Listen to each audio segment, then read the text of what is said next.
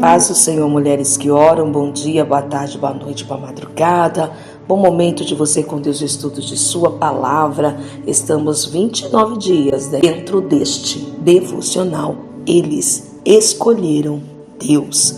Texto bíblico, Gênesis, capítulo 49, do verso 29 ao 33. Não deixe de ler Gênesis 49 e também Gênesis 50, do verso 1 ao 26, que diz assim: José se atirou sobre o pai, chorando e beijando seu rosto.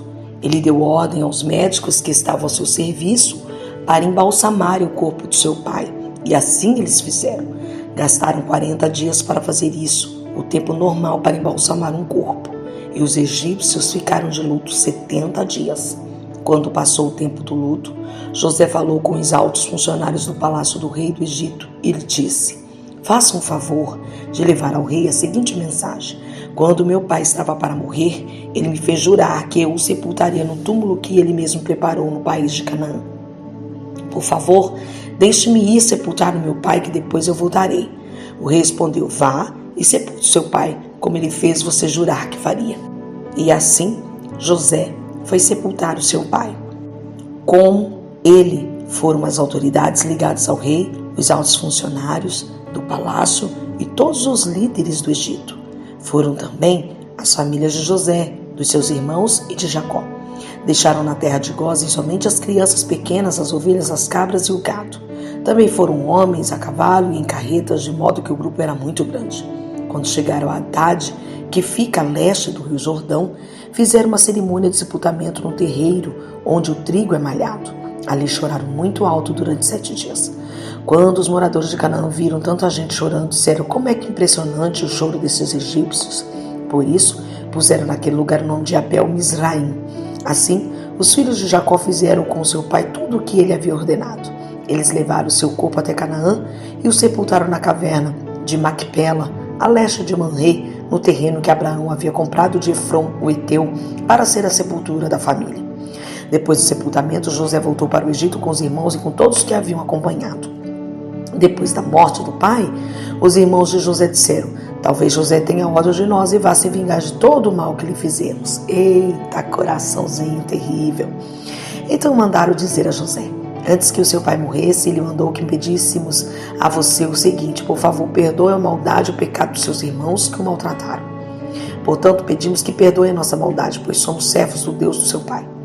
Quando recebeu essa mensagem, José chorou. Depois os próprios irmãos vieram e se curvaram diante dele e disseram: aqui estamos, somos seus criados. Mas José respondeu: não tenham medo, eu não posso me colocar no lugar de Deus. É verdade que vocês planejaram aquela maldade contra mim, mas Deus mudou o mal em bem para fazer o que hoje estamos vendo. Isto é, salvar a vida de muita gente. Não tenham medo, eu cuidarei de vocês e dos seus filhos. Assim, ele os acalmou com palavras carinhosas que tocaram o coração deles. José ficou morando no Egito, ele e a família de seu pai. José viveu 110 anos e chegou a ver os netos de Efraim. Ele também pegou no colo, como membros da família, os filhos de seu neto, Maquir, que era filho de Manassés. Certo dia, José disse aos irmãos: eu vou morrer logo, mas estou certo de que Deus virá ajudá-los e os levará deste país para a terra que ele jurou dar a Abraão, Isaac e a Jacó. Então José pediu a sua gente que fizesse um juramento. Ele disse: estou certo de que Deus virá ajudar vocês. Quando isso acontecer, levem o meu corpo com vocês. José morreu com 110 anos. O seu corpo foi embalsamado e posto num caixão no Egito. Êxodo 13:19 diz assim: e tomou Moisés os ossos de José consigo, porquanto havia este estreitamento ajuramentado aos filhos de Israel, dizendo: certamente Deus nos visitará. Fazei, pois, subir daqui os meus ossos convosco. E aí, menina, como é que tá a tua fé, hein? João 14, do verso 1 ao 3 diz assim: não se turbe o vosso coração. Credes em Deus, crede também em mim. Na casa de meu pai há muitas moradas. Se não fosse assim, eu vos teria dito.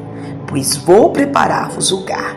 E, se eu for e vos preparar lugar, virei outra vez e vos levarei para mim mesmo, para que onde eu estiver estejais vós também. E o lindo é que nós vamos, o nosso corpo vai, mas não esse corpo aqui, essa carne terrível, ela será glorificada. Promessa linda, menina, te anima, tá chegando. O capítulo final de Gênesis traz uma conclusão para as vidas de Jacó e José. Ambos mostraram grande fé nas promessas de Deus em seus últimos dias.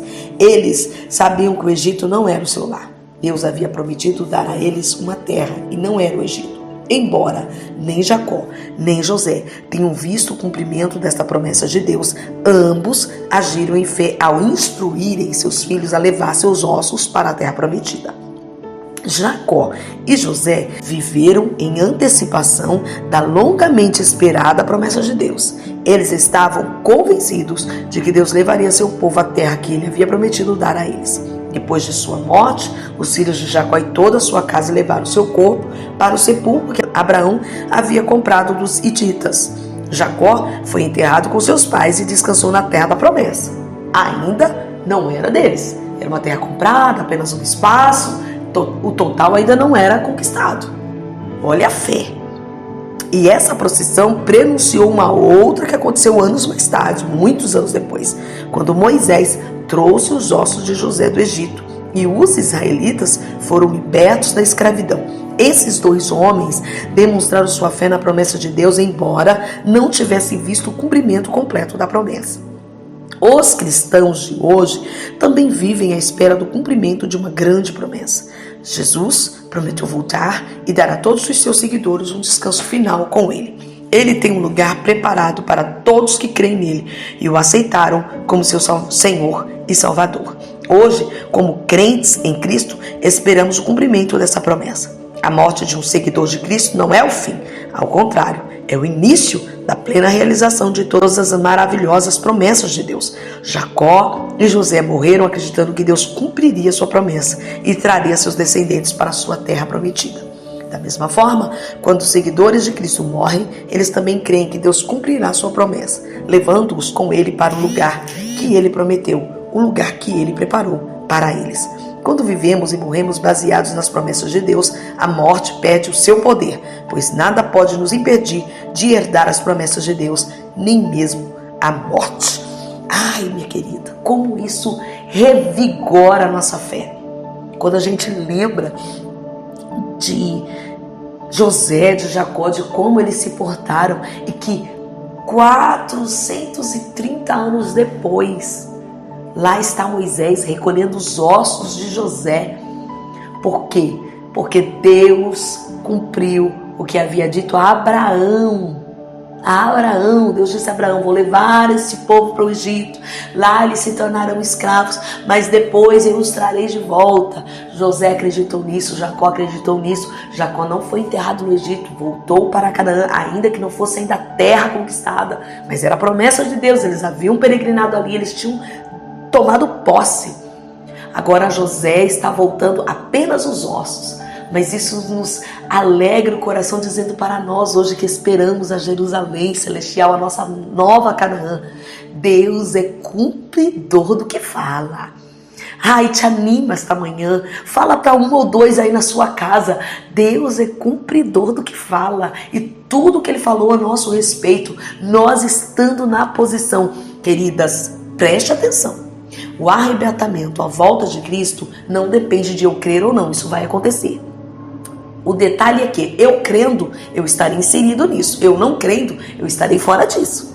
Então, a promessa da volta de Cristo e a promessa do arrebatamento é incondicional a eu crer ou não.